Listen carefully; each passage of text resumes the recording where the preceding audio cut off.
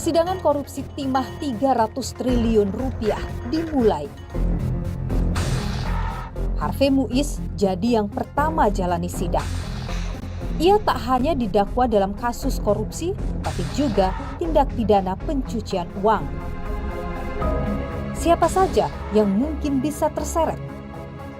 Saya, Nilung Puspa, mencari jawabnya.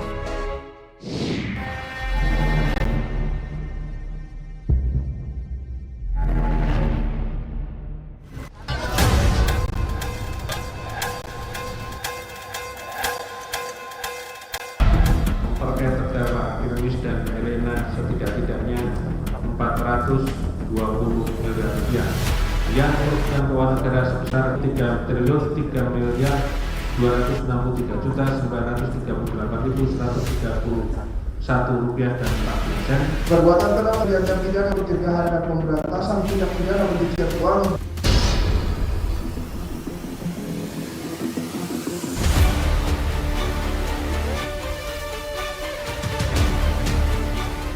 Yang ini Mercy, oh ini yang Ferrari. 2 unit Ferrari. Ini dia 88 tas sewa itu. Inilah. Dia kena juga tindak pidana TPPU ya, tindak pidana pencucian uang. Apakah itu artinya Sandra Dewi itu akan diperiksa dalam TPPU? Untuk berarti atasnamakan yang bersangkutan, ya pasti nanti kita hadirkan di persidangan. Setelah pembacaan dakwaan kemarin, itu pengacara dari Harvey Muiz itu menyatakan bahwa dalil itu tidak tepat. Harvey Muiz tidak bisa dikenakan dalam yang bertanggung jawab untuk pemulihan lingkungan. Gimana itu, Pak?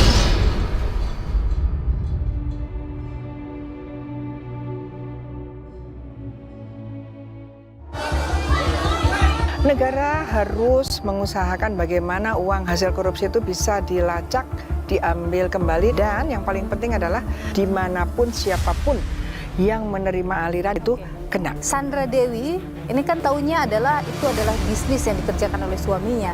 Dia menerima uang bulanan untuk membayar sejumlah keperluan dan sebagainya. Apakah itu masuk kategori bahwa ia menikmati dan bisa dikenakan dalam pasal TPPU? Kasus korupsi pengelolaan tata niaga timah di wilayah izin usaha pertambangan PT Timah yang rugikan negara 300 triliun rupiah memasuki babak baru.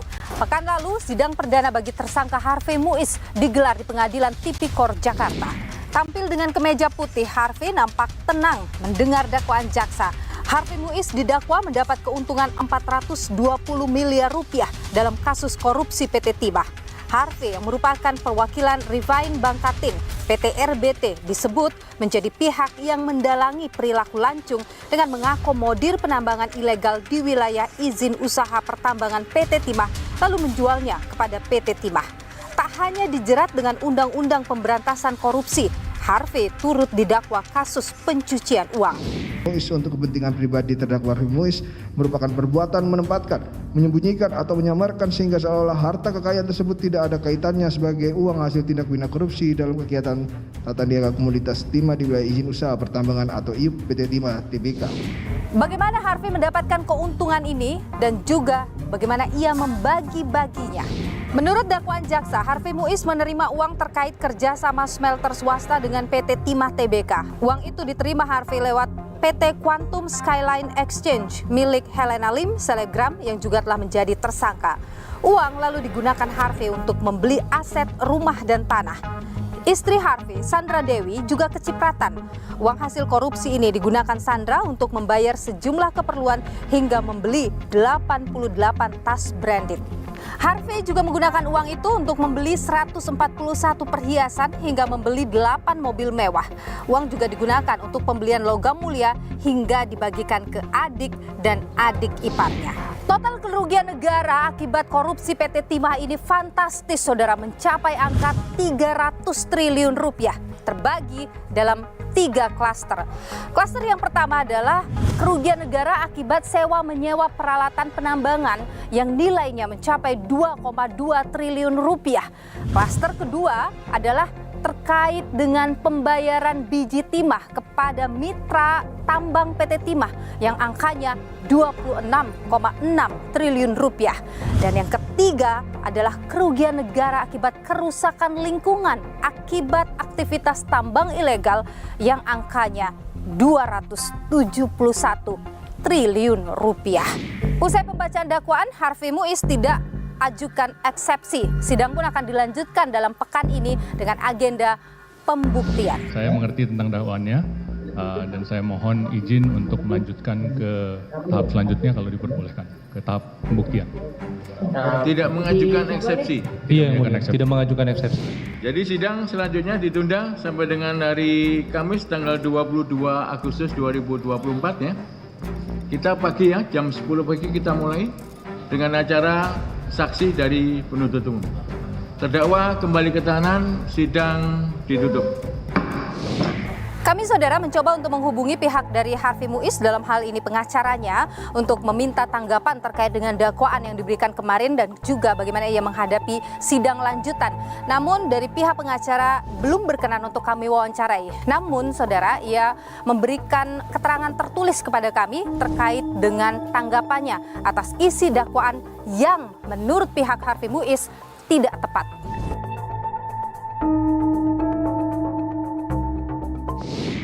Korupsi PT Timah ini saudara menarik perhatian publik lantaran besarnya kerugian negara akibat aktivitas penambangan ilegal di wilayah izin usaha pertambangan PT Timah. Puluhan tersangka telah ditetapkan oleh Kejaksaan Agung. Dari PT Timah Tbk, Kejagung tetapkan 3 orang tersangka, yakni Mohtar Riza Pahlevi, Dirut PT Timah tahun 2016-2021, Emil Ermindra, Direktur Keuangan PT Timah 2017-2018, Alwin Albar, Direktur Operasional PT Timah 2017-2018 dan 2021, yang juga adalah Direktur Pengembangan PT Timah tahun 2019-2020. Dari pemerintah daerah Provinsi Bangka Belitung, Kejagung menetapkan Suranto Wibowo, Kepala Dinas ESDM Provinsi Bangka Belitung periode 2015-2019 dan sejumlah pelaksana tugas Kepala Dinas ESDM Bangka Belitung yakni Rusbani dan Amir Syahbana. Kejagung juga tetapkan bekas Dirjen Minerba Kementerian ESDM periode 2015-2022 Bambang Gatot Aryono sebagai tersangka. Sementara dari pihak swasta, Suwito Gunawan dan MB Gunawan dari PT SIP, Hasan, Buyung, Tamron alias Aon dan Ahmad Albani dari CV VIP, Robert Indarto dari PT SBS, Suparta, Reza Andriansyah, Harvey Muiz dari PT Revine Bangkatin, Rosalina, Hendrali, Fandili dari Tinindo Internusa atau PT TIN, dan Helena Lim dari PT QSA. Pada awal penyelidikan, Kejagung tetapkan 1 tersangka, Tony Tamsil, dalam kasus perintangan penyidikan. Dan terbaru, penyidik Kejagung tetapkan tersangka ke-23, yakni Supianto, mantan PLT Kepala Dinas ESDM Bangka Belitung. Usai ditetapkan, Supianto sebut dirinya tidak bersalah.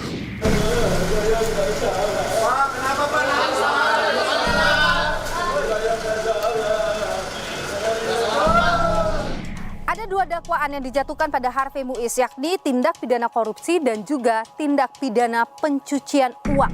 Lantas bagaimana mengusut tindak pidana pencucian uang dan juga mereka yang menikmatinya? Dan mungkinkah istri dari Harvey Muiz, aktris Sandra Dewi, menjadi tersangka dalam TPPU? Saya akan ulas ini saudara bersama dengan pakar TPPU Yenti Garnasih. Namun sebelumnya saya akan ajak Anda untuk menuju ke Kejaksaan Agung melihat langsung sejumlah aset dan juga barang mewah yang disita Kejagung dalam kasus korupsi Harvey Muiz. Ikuti saya saudara.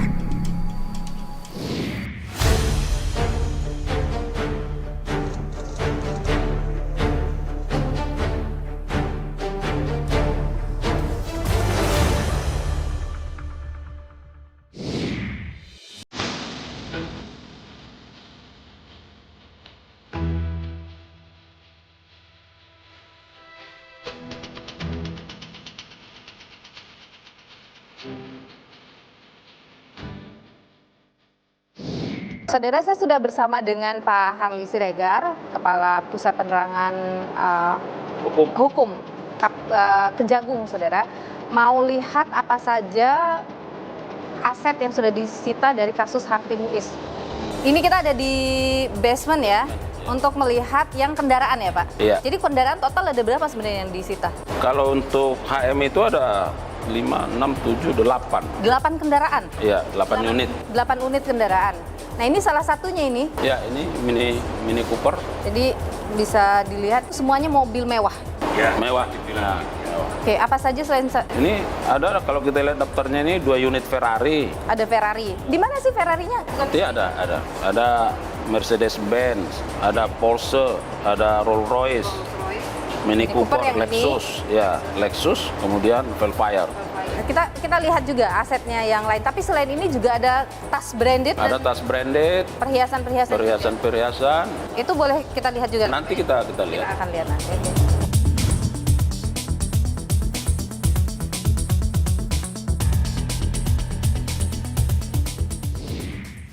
Dia yang dua kendaraan mewah lain ya.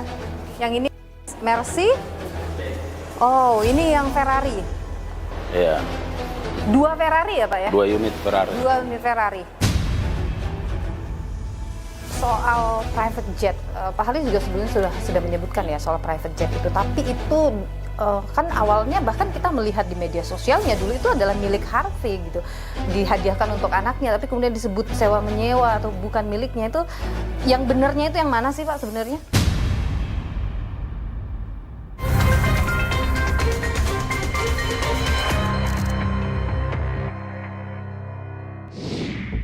Dia yang dua kendaraan mewah lain ya.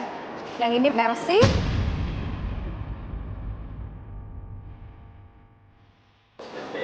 Oh, ini yang Ferrari. Iya, 2 Ferrari ya Pak ya? 2 unit Ferrari. 2 unit Ferrari.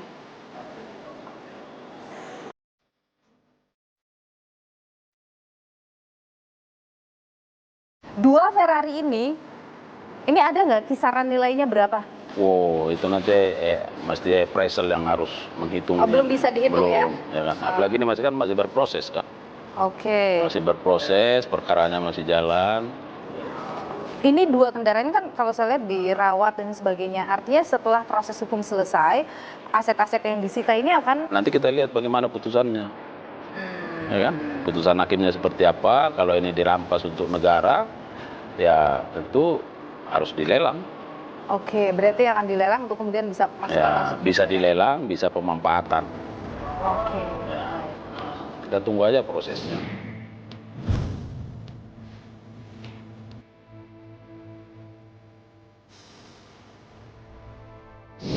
Kita lihat sejumlah tas mewah yang disebut sebagai bagian dari dibeli dengan hasil kejahatan korupsi itu. Kita lihat ya Pak ya? Oke.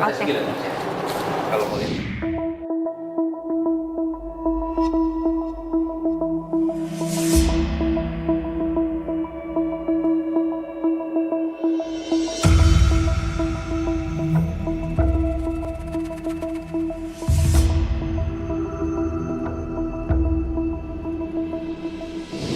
Ini dia 88 tas mewah itu. Inilah. Ada, ini sudah ada. Ini sudah ada. AM. Ini dia tas mewah yang berjumlah 88 di sejumlah merek-merek mahal di sini. Jadi Pak, kan kemarin itu ada yang disebut dia autentik, ada yang tidak autentik juga ya Pak? Jadi memang kemarin sulit untuk diidentifikasi apakah ini memang sudah asli atau belum. Makanya ada 3 poin atau 4 poin di terakhir yang ya kita bacakan, jadi poin dari 83 kalau salah sampai dengan 88 itu belum bisa kita identifikasi apakah ini memang asli autentik ya. Gitu. Oke. Tapi selain tas mewah kan ada juga perhiasan ya Pak? Ya. Perhiasan mewah yang disita. Beberapa ada perhiasan emas, ada 100 sekian nomor lah kemarin ya perhiasan emas. Oke. Terkait dengan kisaran nilai, emang sudahkah diketahui berapa kisaran nilai yang sudah disita semua dari aset dari? Iya, ini memang masih dalam proses taksasi lah untuk bisa memastikan kami berapa seluruh nilainya, baik berupa mobil maupun segala nilai tas maupun emasnya, ini masih dalam proses perhitungan untuk bisa memastikan nilainya. Oke. Kemarin itu kan dari pihak Harvey Muiz maupun Sandra Dewi itu menyatakan bahwa itu adalah hak kerja sendiri, hasil sebagai pengusaha. Bagaimana penyidik memastikan bahwa itu memang dari tindak pidana korupsi yang dilakukan? Ya, tentunya nanti itu masuk ke dalam materi. Silakan saja menjadi hak dari terdakwa lah dalam hal ini ya, untuk nanti membuktikan. Nah, bagi tentunya masyarakat nanti bisa menilai pembuktiannya ketika nanti di persidangan, ketika masuk pokok-pokok persidangan, pokok perkara di TPPU-nya. Termasuk ada yang dari endorsement katanya. Ya, silakan saja kalaupun men-statement seperti itu kan gitu. Tapi tentunya penyidik mempunyai argumentasi yang sedemikian rupa yang nantinya tentu akan kita uji di persidangan. Ini kan akan menelusuri, dia kena juga tindak pidana TPPU ya, tindak pidana pencucian uang. Apakah itu artinya Sandra Dewi itu akan diperiksa dalam TPPU? Ya, tentunya karena dalam dakwaan pun juga tersebut bahwa di atas namakan yang bersangkutan, ya pastinya nanti kita hadirkan di persidangan. Akan hadir dalam persidangan? Semoga sudah dijadwalkan? Kapan nanti pada gilirannya, di saat momen pembuktian ini kan tetap harus runut ya, merunut kronologis. Nah itu nanti tapi dia masuk dalam salah satu yang akan hadir dalam ya, karena semua saksi kan ada sekitar 100 sekian, saya juga lupa. Nah, tinggal tentu itu nanti teknis pembuktian di persidangan yang menentukan kapan saatnya, kapan belum ditunda atau nunggu gilirannya, itu nanti strategi penuntutan, strategi pembuktian di persidangan. Oke, Pak, soal private jet, Pak Halil juga sebelumnya sudah menyebutkan ya soal private jet itu, tapi itu kan awalnya bahkan kita melihat di media sosialnya dulu itu adalah milik Harvey gitu, dihadiahkan untuk anaknya, tapi kemudian disebut sewa menyewa atau bukan miliknya. Itu gimana sih itu prosesnya, atau yang benarnya itu yang mana sih Pak sebenarnya? Iya, jadi kalau asumsi silakan, berpendapat silakan, tapi dari bukti-bukti penelusuran yang dilakukan oleh penyidik bahwa memang private jet itu bukan atas nama yang bersangkutan. Oke. Itu atas nama satu perusahaan yang berdomisili di Milano. Dan itu tidak berkaitan misalnya dia punya saham di situ dan sebagainya? Nah, kemudian pengoperasionalannya itu dikerjasamakan dengan perusahaan yang ada di Jakarta. Oke. Nah, sudah dilakukan pengecekan penelusuran bahwa apakah punya keterkaitan, sampai sejauh ini belum. Termasuk apakah dia melakukan penyewaan, itu juga belum. Tapi bahwa yang bersangkutan pernah sebagai passenger itu ada sampai 40 kali lebih. Apakah misalnya nanti bahwa ternyata ada bukti-bukti baru, nah ini kan soal hukum, kita harus ya bukti yang ada sekarang ini harus dianggap benar sampai ada bukti lain yang menyatakan ini tidak benar. Makanya itulah fungsinya pembuktian. Nunggu proses persidangan nanti gitu ya. Setelah pembacaan dakwaan kemarin, itu pengacara dari Harvey Muiz itu menyatakan bahwa dalil itu tidak tepat. Harvey Muiz tidak bisa dikenakan dalam soal sebagai yang bertanggung jawab untuk pemulihan lingkungan. Itu yang punya kewajiban adalah yang punya IUP gitu. Terus kemudian dia tidak bisa dilimpahkan dengan begitu besar angka itu, 300 triliun itu tidak bisa dilimpahkan pada dia. Gimana itu Pak? Kalaupun merasa seperti itu, kenapa tidak menggunakan argumentasi di eksepsi dan yang bersangkutan kemarin langsung memohon untuk dilanjutkan persidangan kepada pembuktian. Saya pikir itu silakan saja lah statementnya seperti apa, tapi ya kami pun bertanyakan tentang bagaimana kaitannya itu tadi, bahwa 300 semua itu memang akibat dari perbuatan beberapa orang. Oke. Ada juga argumennya begini dari pengacara, bahwa soal lingkungan itu kan masuknya ke Kementerian Lingkungan harusnya. Terus kemudian tidak, ini bukan tipikor gitu. Ya itu artinya argumentasi berusaha mendorong atau membuat opini bahwa ini adalah tindak pidana sektoral. Sektoral. Monggo saja. Argumentasi itu kita simpulkan dalam proses penyusunan atau pembacaan surat tuntutan. Oke. Jadi ini proses masih berjalan juga untuk TPPU ya? Nah, jadi harus diingat, sampai sekarang itu sudah ditetapkan 23 tersangka. Nah, jadi kalau kita mau gambarkan, ini memang betul, ini punya IUP-nya PT Timah. Udah, Tapi IUP ini resmi karena negara kan memberikan konsesi kepada PT Timah untuk mengelola.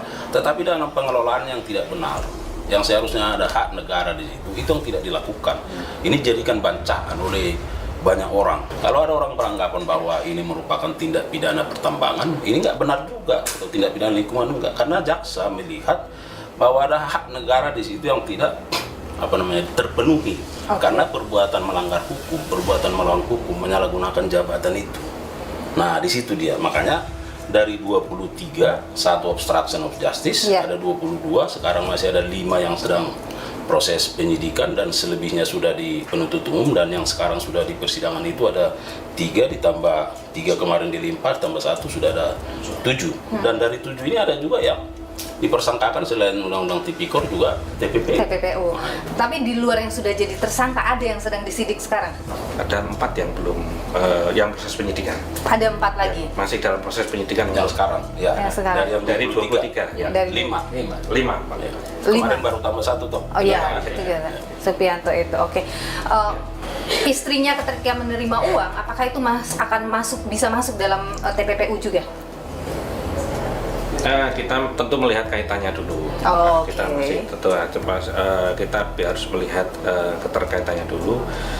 Menerima kan tidak TPPU ini memang ada unsur menerima atau menempatkan tapi harus dilihat ada unsur lain yang mengikutinya, sehingga kita harus tidak asal ada orang menerima kemudian kita anggap itu sebagai sebuah TPPU. Baik, terima kasih Pak Harli Siregar atas waktunya. Terima kasih juga Pak Ardhito atas waktunya. Tentu kita nantikan ya proses persidangan yang akan terus berjalan dalam kasus korupsi yang nilainya fantastis sekali, 300 triliun rupiah. Terima kasih Bapak-Bapak. Terima kasih.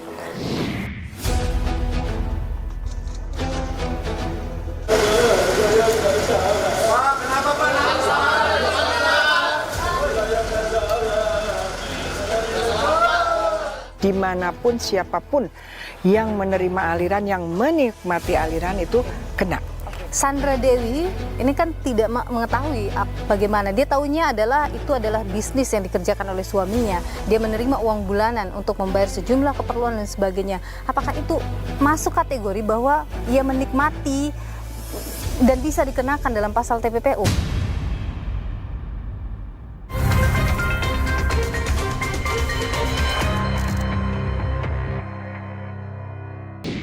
Benarkah dalam setiap kasus korupsi pasti terjadi tindak pidana pencucian uang? Bagaimana tantangan dalam mengusut tindak TPPU ini? Akan saya ulas bersama dengan pakar TPPU, Yenti Garnasih. Ikuti saya.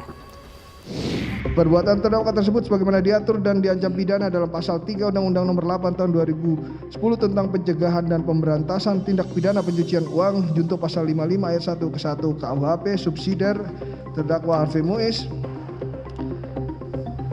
tersebut sebagaimana diatur dan diancam pidana dalam pasal 4 Undang-Undang Nomor 8 Tahun 2010 tentang pencegahan dan pemberantasan tindak pidana pencucian uang junto pasal 55 ayat 1 ke 1 KUHP.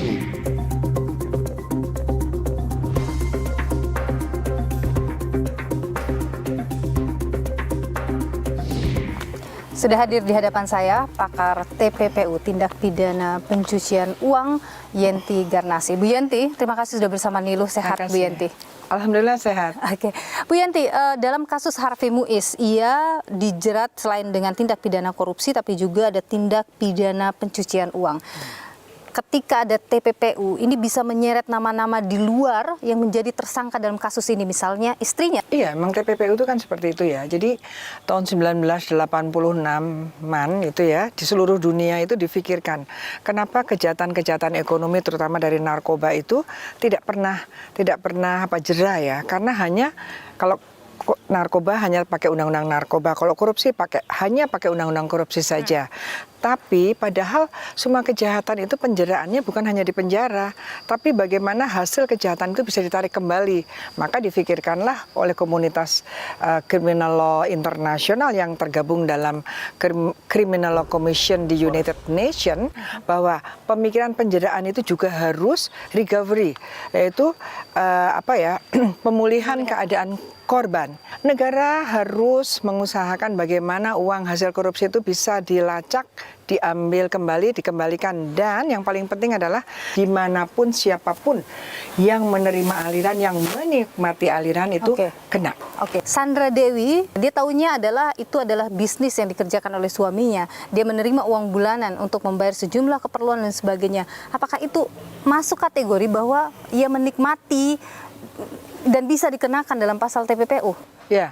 Kalau kita bicara begitu kan kayaknya gampang menjawabnya ya. Tapi kalau penyidik itu sudah mendalami, Sandra Dewi itu sejak kapan mendapat dari suaminya. Awal-awal mendapatnya berapa jumlahnya.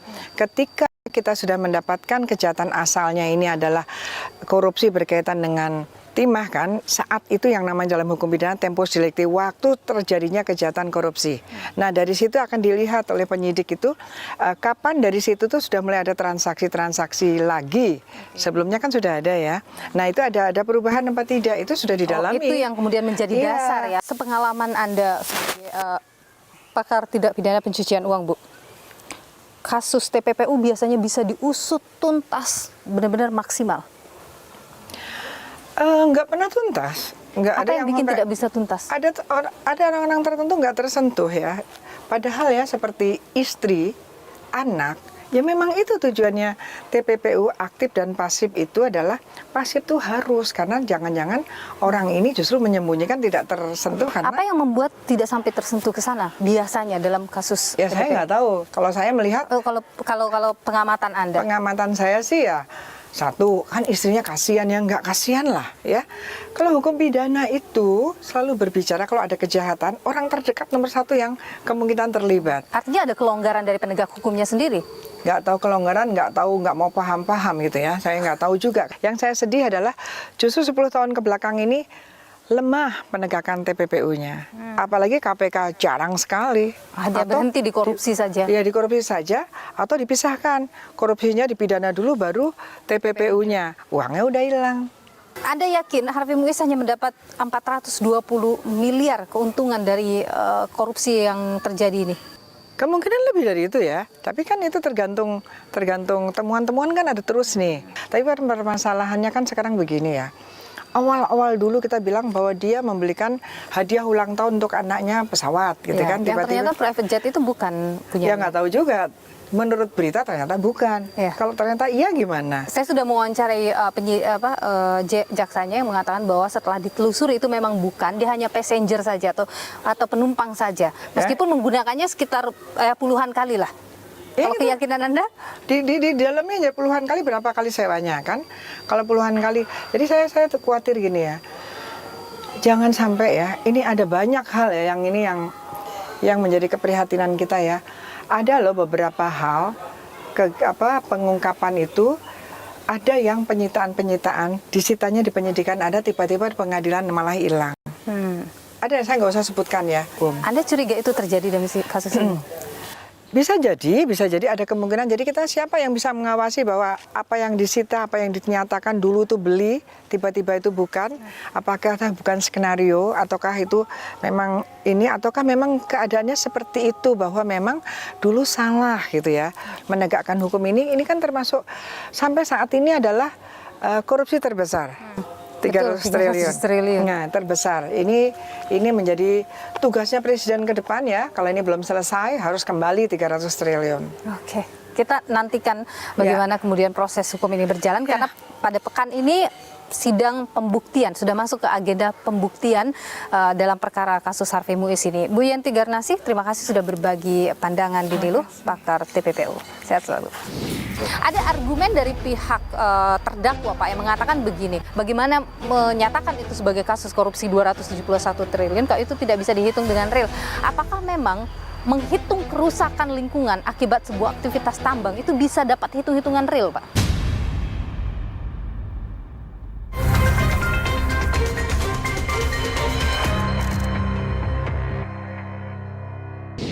Tanpa kajian dan studi kelayakan yang memadai dan mendalam, sehingga mengakibatkan terjadinya kerusakan lingkungan baik di dalam kawasan hutan maupun di luar kawasan hutan dalam wilayah IUP PT Timah Tbk berupa kerugian ekologi, kerugian ekonomi lingkungan, dan pemulihan lingkungan. 271 triliun kerugian negara akibat kerusakan lingkungan karena aktivitas tambang ilegal. Bagaimana membuktikannya dari persidangan dan sebesar apa kerusakan yang nilainya 271 triliun. Akan saya ulas bersama dengan ahli ekologi politik dari IPB, Suryo Adi Wibowo. Ikuti saya.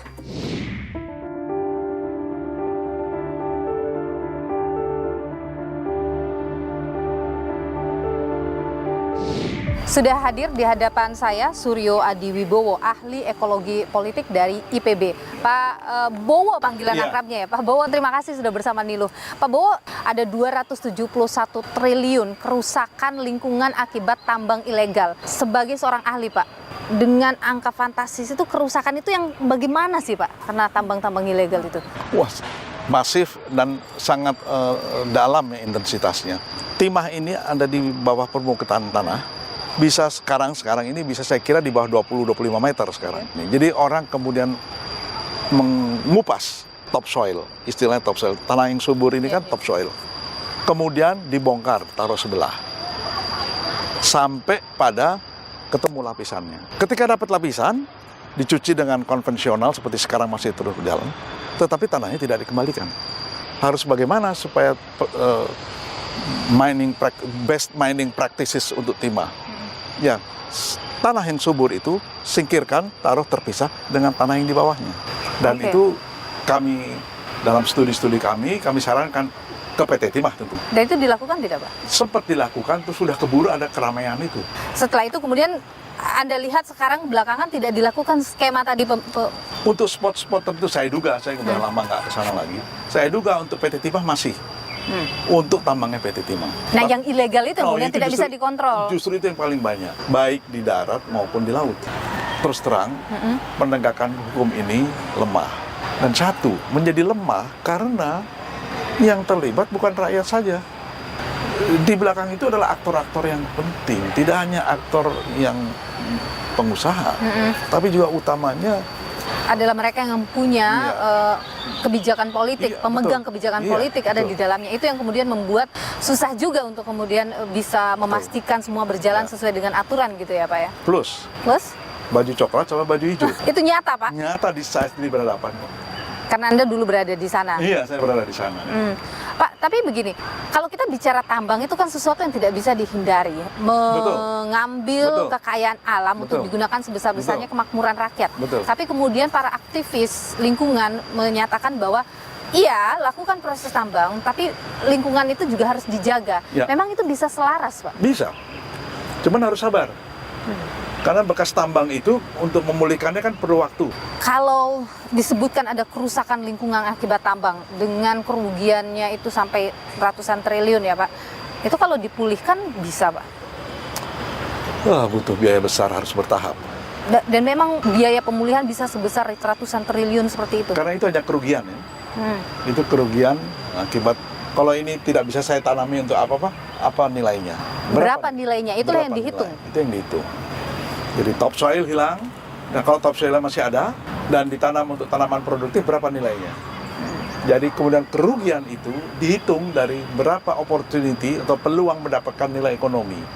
Misalnya 1 hektar, kalau dia didiamkan setelah pasca tambang kemudian direklamasi, dan ditanam untuk tanaman produktif, berapa nilainya? Nah itu jadi loss kan? Dugaan saya sih ya, itu jauh bisa lebih besar kan, itu hanya bisa lebih besar dari 271 triliun. Dan itu kalau mau dipulihkan nih Pak, yang sudah rusak tadi itu, butuh berapa tahun? Begini, saya punya data yang menunjukkan tingkat kerusakannya dulu. Pulih kembali pelan-pelan, diserahkan ke alam tanpa reklamasi, itu 40 tahun. Itu data empiris diambil dari jenis kesuburan tanah. Dari berbagai tempat yang sudah ditinggal. Ini ditinggalkan 10 tahun yang lalu, ini kan 20 tahun yang lalu, sampai 40. Nah, kita tarik garis, itu sampai 40 tahun. Baru kembali ke titik awal kesuburan, tanpa reklamasi. Tanpa reklamasi. Kalau misalnya dibantu dengan reklamasi? Iya, bisa lebih cepat, tapi yang berat adalah, karena reklamasi biasanya tanamannya sejenis ya. Jadi keanekaragaman hayatinya juga rendah. Karena ingin fast growing species, tanaman-tanaman yang cepat tumbuh. Nah, biasanya tanaman cepat tumbuh ini untuk reklamasi bagus, tetapi kemudian harus diganti lagi untuk 10-20 tahun lagi dengan tanaman yang lainnya. Ada argumen dari pihak terdakwa Pak yang mengatakan begini, kerusakan lingkungan yang terjadi itu kan tidak bisa dihitung secara real. Bagaimana menyatakan itu sebagai kasus korupsi 271 triliun kalau itu tidak bisa dihitung dengan real? Apakah memang menghitung kerusakan lingkungan akibat sebuah aktivitas tambang itu bisa dapat hitung-hitungan real, Pak? Jadi bisa ada angka real. Jadi bisa dengan salah satu alternatif adalah kalau ini kita anggap seperti dulu sebelum ditambang. Seperti dulu itu adalah misalnya tanaman-tanaman hutan sekunder atau tanaman-tanaman pertanian rakyat, produktivitas dan nilainya bisa kita hitung. Masalahnya kemudian juga harus kita pertimbangkan bahwa seiring dengan waktu kan dia ekosistem kan membaik. Nah, sehingga nilai pemberian nilai kompensasi atas hilangnya produktivitas itu menurut waktu ini yang juga harus jeli dihitung. Itu ya, hati-hati harus dilakukan ketika dibawa dalam proses hukum. Pak Suryo Adi Wibowo, Pak Bowo, ahli ekologi politik IPB, terima kasih sudah berbagi pandangan di Nilu. Sehat selalu, Pak. Ya, terima kasih. Om Swastiastu.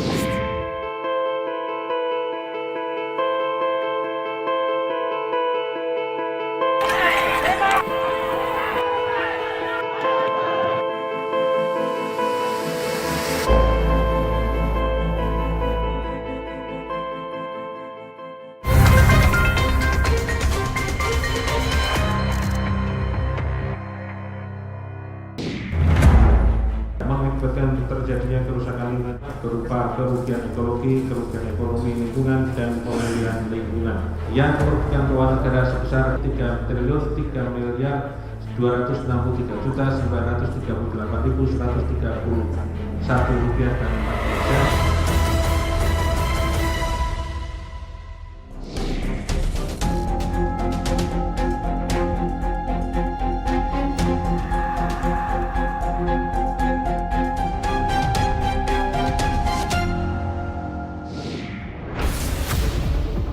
Dimiskinkan lah mungkin ya, disita asetnya, kalau itu terus masih bisa dinikmati di entah keluarganya atau kroninya ya kayak nggak adil aja gitu. Mungkin dari segi regulasi juga ada adilnya juga sih, semakin ketat regulasinya bisa makin meminimalisir banyaknya oknum-oknum yang lebih jahat lagi mungkin ke depannya.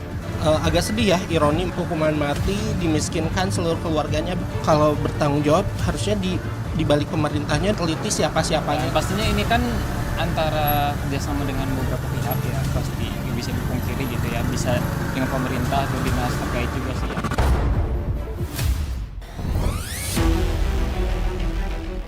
Bak dua sisi mata uang pertambangan hadirkan pro dan kontra. Di satu sisi, aktivitas penambangan memiliki nilai ekonomi fantastis. Di sisi lain, ada ancaman serius kerusakan lingkungan. Ditambah penambangan kerap picu konflik di masyarakat, seperti di Konawe Utara, Sulawesi Tenggara. Unjuk rasa yang dilakukan warga berujung ricuh. Warga tuntut PT Antam kembali beroperasi di wilayah konsesi Blok Mandiodo dan berdayakan warga lokal yang ekonominya bergantung aktivitas tambang. Nah, setahu kami di Blok Tapunopaka itu masih aktif melakukan kegiatan pengapalan ornikel. Sementara di Blok Mandiodo satu pun tidak ada kegiatan.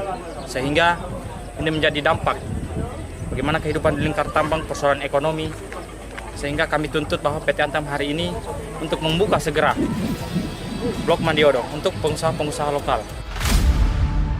Efek negatif pertambangan sangatlah masif, terlebih jika dijalankan secara ilegal.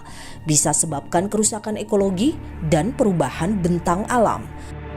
Umumnya pertambangan emas ini dilakukan di sepanjang badan sungai, batang sungai yang tadinya ada alur, kedalamannya jelas, itu kemudian karena kiri kanannya tanahnya diambil, diolah untuk diambil emasnya dan kemudian dia tinggal lumpurnya. Minimnya pengawasan aktivitas tambang ilegal juga kerap sebabkan insiden hingga memakan korban.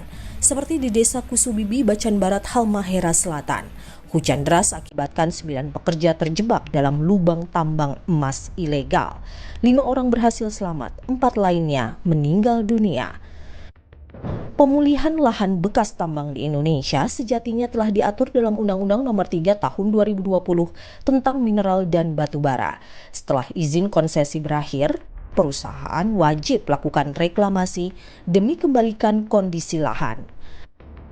Pertambangan ilegal pun diatur dalam undang-undang ini. Dalam pasal 158 disebut, setiap aktivitas penambangan tanpa izin dapat dipenjara paling lama 5 tahun dan denda paling banyak 100 miliar rupiah.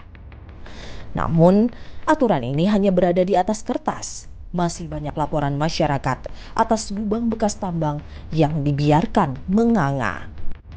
Ya, jadi pasca Undang-Undang Minerba direvisi, lalu kemudian pemerintah membuat sejumlah regulasi, termasuk dalam hal ini Kementerian SDM. Lubang-lubang tambang kan kemudian tidak lagi mesti ditutup seluruhnya. Dalam catatan kita, lubang-lubang tambang kita yang jumlahnya ribuan itu justru menjadi mesin pembunuh massal bagi warga lokal, terutama untuk anak-anak. Gitu ya. Sudahlah kebijakan dan regulasinya tidak ketat gitu ya. Di level penegakan hukumnya pun itu juga sama sekali tidak ada semacam upaya serius. Eksploitasi berlebih tanpa aturan jelas bisa jadi bom waktu bagi seluruh ekosistem. Jangan sampai lingkungan hidup rusak. Pertambangan harus dilakukan dengan bijaksana agar dapat diwariskan untuk generasi selanjutnya.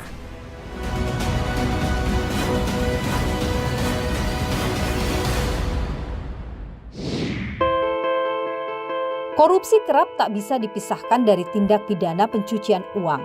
Maka kejelian penyidikan diperlukan. Pengusutan aliran uang dari perilaku rasuah harus dilakukan. Dan penegak hukum tak boleh gentar menghadapi mereka yang telah rugikan keuangan negara. Saya, Niluh Puspa, sampai jumpa.